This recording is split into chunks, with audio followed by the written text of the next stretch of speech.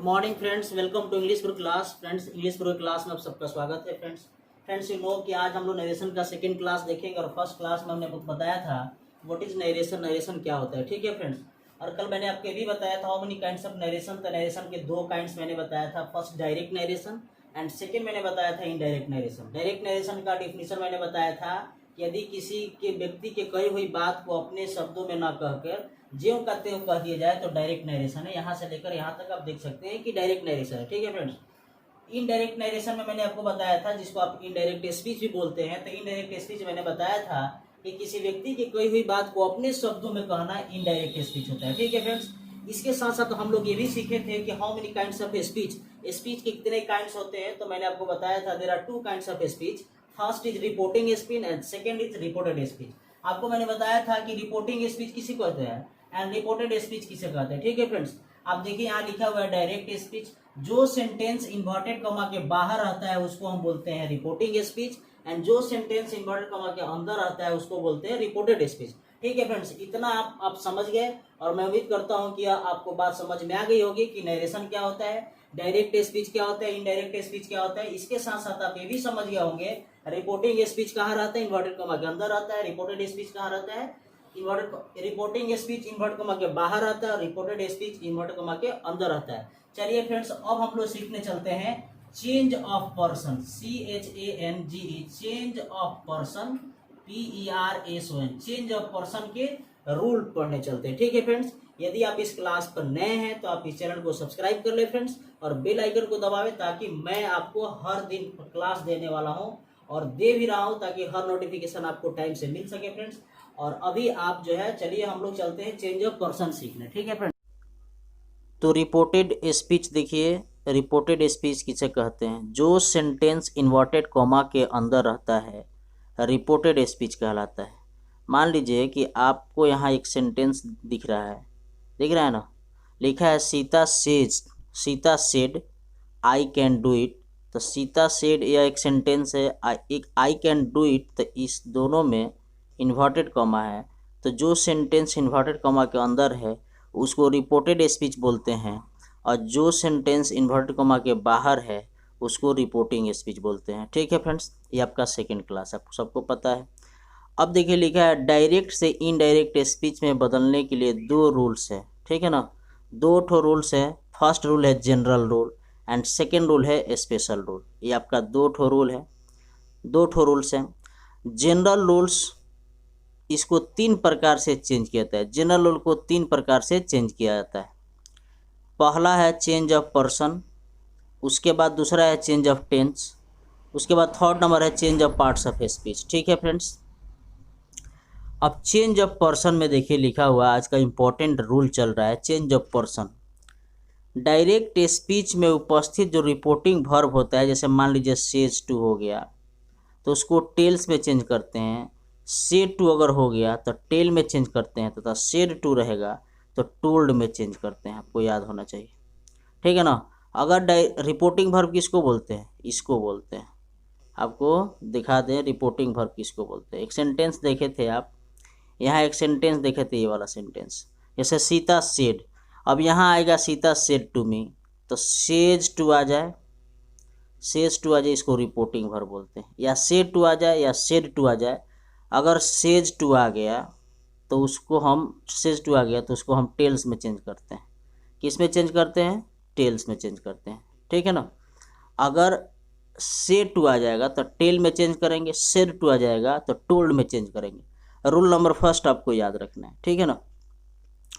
देखिए rule number second क्या कहता है, यदि डायरेक्ट स्पीच जो है असर्टिव सेंटेंस में हो तो इन्वर्टेड कॉमा को हटाकर डैट का प्रयोग किया था। आपको याद रखना है, जैसे आपका सेंटेंस आगे आएगा जो आपको याद रखना है कि असर्टिव सेंटेंस आएगा, मतलब अफर्मेटिव होगा और निगेटिव होगा, इंट्रोगेटिव से शुरू नहीं होगा। ठीक है ना, तो उसमें आपको याद करना है कि इन्वर्टेड कॉमा को हटाकर डैट का प्रयोग किया जाता है।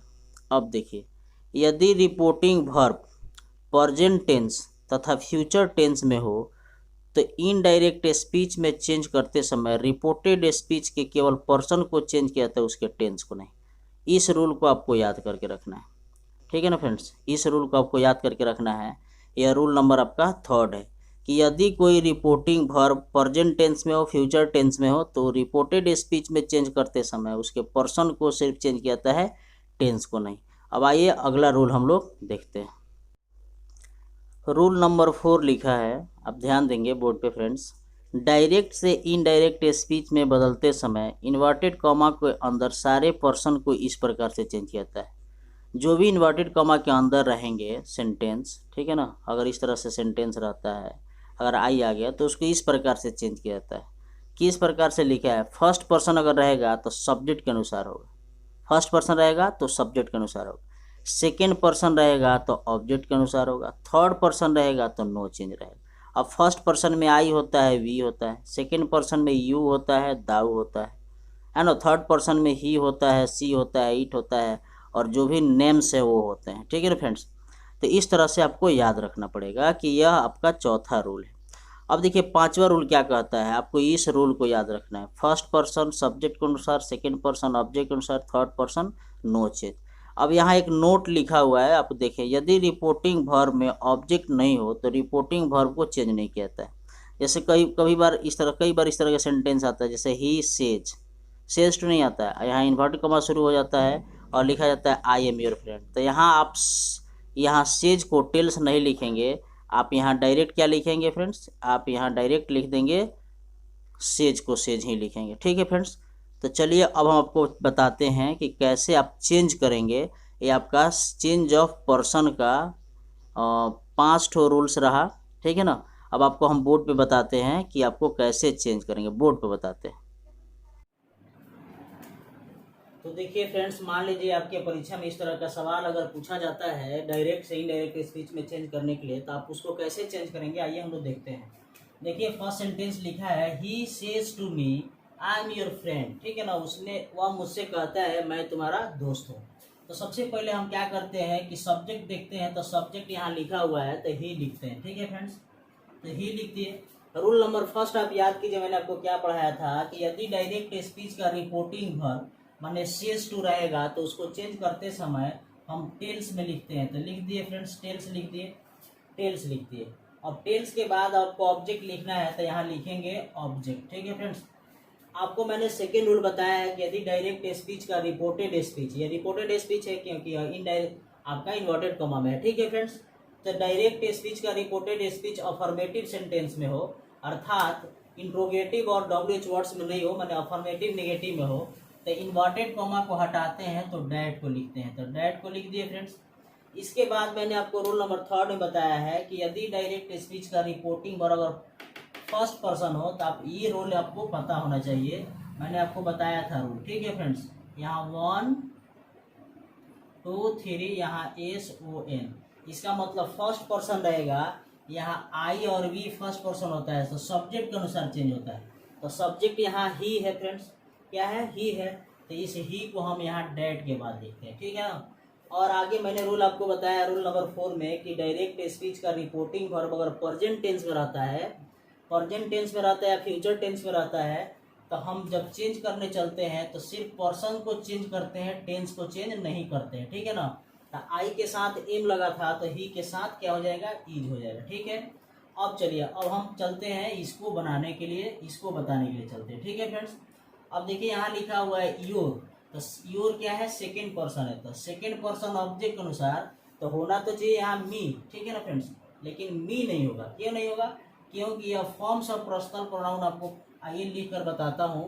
फॉर्म्स ऑफ पर्सनल प्रोनाउन में क्या होता है, सबसे पहले होता है यू होता है, इसका सेकेंड होता है यू, और थर्ड में होता है आपका योर, और फोर्थ में होता है योर्स, और आपका मतलब नॉमिनेटिव केस है, ऑब्जेक्टिव केस है, पॉजेसिव एडजेक्टिव है, पॉजेसिव प्रोनाउन है, या रिफ्लेक्सिव है, क्या है फ्रेंड्स, रिफ्लेक्सिव।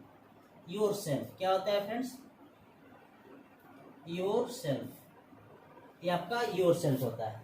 तो सेम कहानी यहाँ भी रखेंगे, मी का सब्जेक्ट फॉर्म होता है आई, इसका ऑब्जेक्ट फॉर्म होता है मी, इसका पॉजेसिव होता है माई, और इसका होता है माइन, क्या होता है फ्रेंड्स, माइन, यहाँ होता है माई सेल्फ। तो योर के साथ लगेगा जो उसको माई लिखेंगे, तो यहाँ मी ना लिखेंगे, यहाँ क्या लिखेंगे फ्रेंड्स, माई लिखेंगे, यहाँ हम क्या लिखेंगे फ्रेंड्स, माई, यहाँ लिखेंगे FRIEND फ्रेंड। तो आप समझ गए कि यह डायरेक्ट से इनडायरेक्ट स्पीच में कैसे चेंज करते हैं। लाइए एक बार फिर से समझ लीजिए। मान लीजिए लिखा हुआ है sentence, he says to me, वह मुझसे कहता है आई एम योर फ्रेंड, मैं तुम्हारा दोस्त हूँ। यह चेंज ऑफ पर्सन का फर्स्ट रूल है। इसका सेकेंड रूल, आप रेगुलर क्लास को ज्वाइन करते रहिए, आपको हर दिन क्लास मिलेगा। तो ही का ही लिखेंगे, सेज टू जहाँ भी देखेंगे आप आंख मूंद कर यहाँ क्या लिखेंगे, टेल्स। ठीक है ना। जब यहाँ अफर्मेटिव निगेटिव होगा तब, डब्ल्यू एच वर्ड्स होगा तब नहीं लिखेंगे, याद रखना है। यहाँ इम्परेटिव होगा तो नहीं लिखेंगे, उसका रूल हम आगे बताएंगे। अब मी का मी हो गया, इन्वर्टेड कॉमा को हटाए तो डैट लिख दिए, फर्स्ट पर्सन सब्जेक्ट के अनुसार यहाँ ही लिख दिए, आई के साथ एम तो ही के साथ इज लगेगा, और योर हुआ सेकेंड पर्सन तो यहाँ मी न लिखकर माई लिख दिए। जब भी यहाँ पर्सन चेंज करने चलेंगे यह फार्मूला आपको याद रखेंगे। ठीक है ना फ्रेंड्स। कल मैं आपको बता दूंगा यह फार्मूला कैसे आपको बनाना है। ठीक है। और फ्रेंड का फ्रेंड लिखे। चलिए दूसरा एग्जाम्पल आपको बताता हूँ। दूसरा एग्जाम्पल क्या हो सकता है, जैसे मान लीजिए फ्रेंड्स, दूसरा एग्जाम्पल आपके सामने अगर हम लिख दें बोर्ड पर, दूसरा एग्जाम्पल लिख दें कि यू, क्या लिखें, you will say to me, you will say to me you are not, you are not a STUDENT, you are not a student. मान लीजिए यहाँ सेंटेंस है, you will say to me you are not a student. आप हमसे कहेंगे कि तुम एक विद्यार्थी नहीं हो। तो यह फ्यूचर में है। किस में है, फ्यूचर में। सबसे पहले यू लिखते हैं, क्या लिखते हैं फ्रेंड्स, सबसे पहले हम यू लिखते हैं। अब यहाँ विल है तो इसको विल को लिखेंगे। ठीक है। अब यहाँ से टू है, क्या है फ्रेंड, से टू है। तो याद कीजिए फर्स्ट रूल मैंने बताया था, से टू रहेगा तो यहाँ टेल में चेंज करेंगे। किसमें चेंज करेंगे, टेल में चेंज करेंगे। ठीक है। उसके बाद यहाँ मी लिखते हैं, तो चलिए मी लिख दिए। अब यहाँ इन्वर्टेड कॉमा है तो डैट का प्रयोग करते हैं। किसका प्रयोग करते हैं, डैट का प्रयोग करते हैं। अब देखिए सेकेंड पर्सन यहाँ ऑब्जेक्ट के अनुसार, तो यहाँ ऑब्जेक्ट मी होगा, नहीं होगा। क्यों, मी के सब्जेक्ट वाला फॉर्म होगा, क्योंकि जब भी यहाँ सेंटेंस में अगर डैट आता है, बिकॉज आता है ना, यहाँ कोई कंजंक्शन वर्ड आता है, तो जब भी इसके बाद कोई प्रोनाउन का यूज होता है, उसका सब्जेक्ट फॉर्म यूज होता है, तो यहाँ आई लिखेंगे। क्या लिखेंगे फ्रेंड्स, आई लिखेंगे। यू के साथ आर लगा, यह फ्यूचर टेंस में है तो यह सिर्फ पर्सन को चेंज करेंगे, टेंस को नहीं करेंगे। तो यू के साथ आर लगा तो आई के साथ क्या लगाएंगे, एम लगाएंगे। ठीक है। और नॉट को नॉट लिखेंगे तो यू आर नॉट अ, यहाँ नाउन है तो नाउन लिख देंगे, STUDENT, है ना फ्रेंड्स। तो लिख देंगे यू विल टेल मी, आप मुझसे कहेंगे that I am not a student. तो इसी को क्या बोलते हैं, इनडायरेक्ट स्पीच बोलते हैं। ठीक है फ्रेंड्स। आप देख कर बताइए दो एग्जाम्पल्स आपको कैसा लगा। आपको कहीं दिक्कत है तो आप फिर मेरे कमेंट्स बॉक्स में लिखिए। अगर आपको कहीं दिक्कत है तो आपको हम फिर से बताऊंगा। तब तक के लिए मुझे दीजिए इजाज़त friends. Thank you for watching.